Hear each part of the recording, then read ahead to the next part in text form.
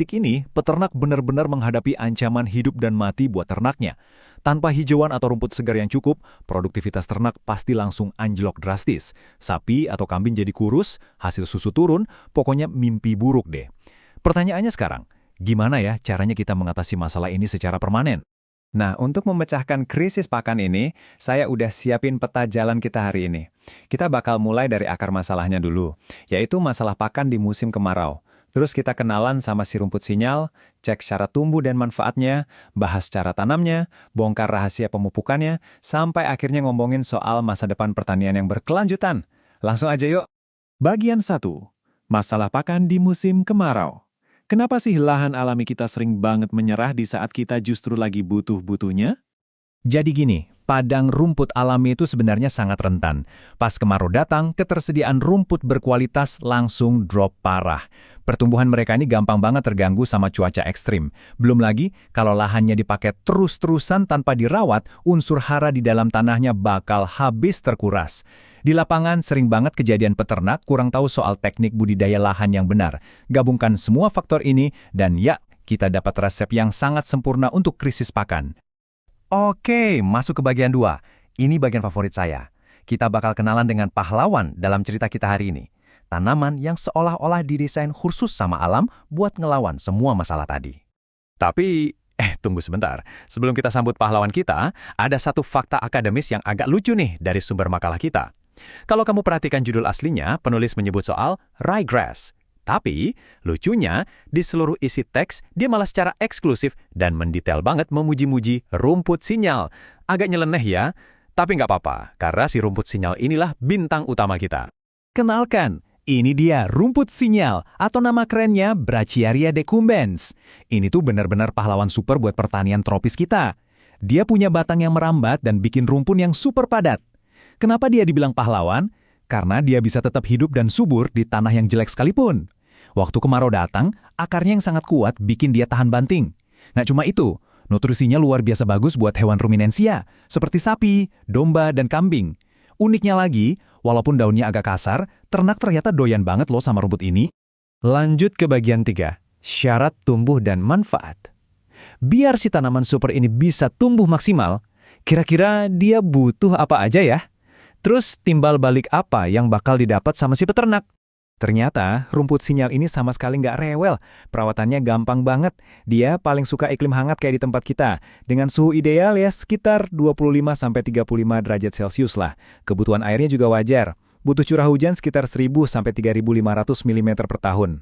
Hebatnya lagi nih, dia bahkan tetap oke ditanam di tanah yang asam atau miskin nutrisi selama pH-nya masih di angka 5-7 dan pastinya dapat sinar matahari yang cukup. Benar-benar tangguh.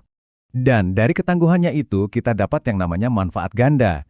Di satu sisi, dia ngasih pasokan makanan berenergi dan tinggi protein buat ternak sepanjang tahun non-stop. Di sisi lain, karena akarnya sangat dalam, dia berfungsi kayak semacam jangkar alam. Akarnya ini menahan tanah dari erosi, apalagi kalau lahannya miring. Terus karena tumbuhnya sangat rapat, gulma atau rumput liar otomatis bakal mati tercekik.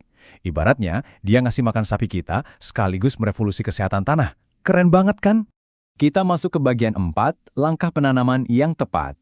Dari teori, mari kita ubah jadi sesuatu yang benar-benar bisa langsung kamu praktekkan di lapangan. Makalah ini ngasih 4 langkah super rapi yang gampang banget diikutin. Pertama, tanah dibajak dulu sedalam 20-30 cm, biar ada sirkulasi udara. Kedua, pilih bibit atau stek batang yang benar-benar sehat. Ketiga, pas ditanam, kasih jarak yang lega, sekitar 50 x 50 atau 75 x 75 cm, lalu tanam di kedalaman 5-10 cm. Oh ya, paling mantap kalau ditanam pas awal musim hujan. Langkah keempat, pemeliharaan. Tahu nggak yang paling bikin semangat? Cuma butuh waktu 2-3 bulan aja, rumput ini udah siap dipanen buat pertama kalinya. Super cepat kan? Sekarang di bagian 5, kita masuk ke rahasia dapurnya nih. Pemupukan optimal.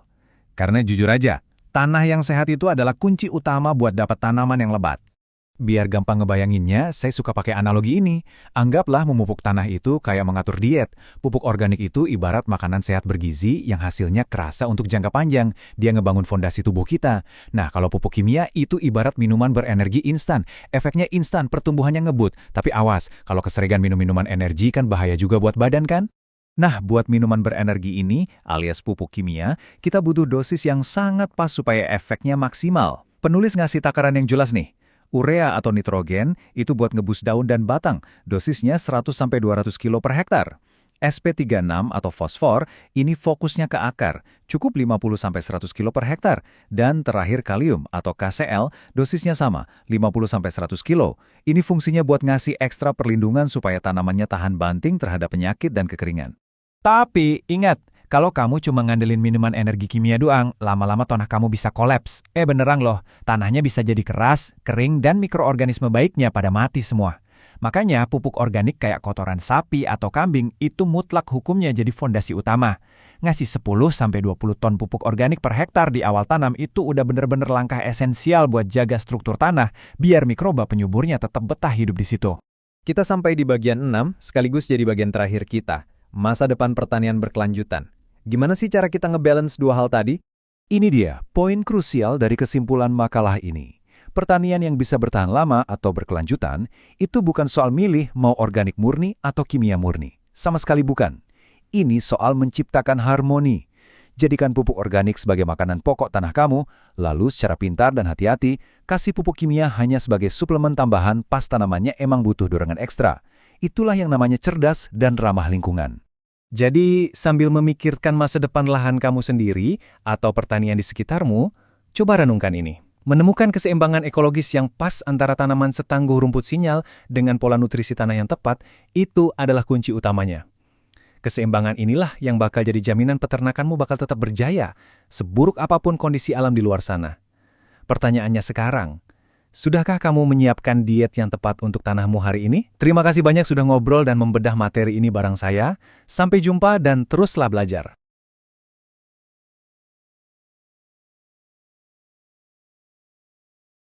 Halo semuanya, selamat datang di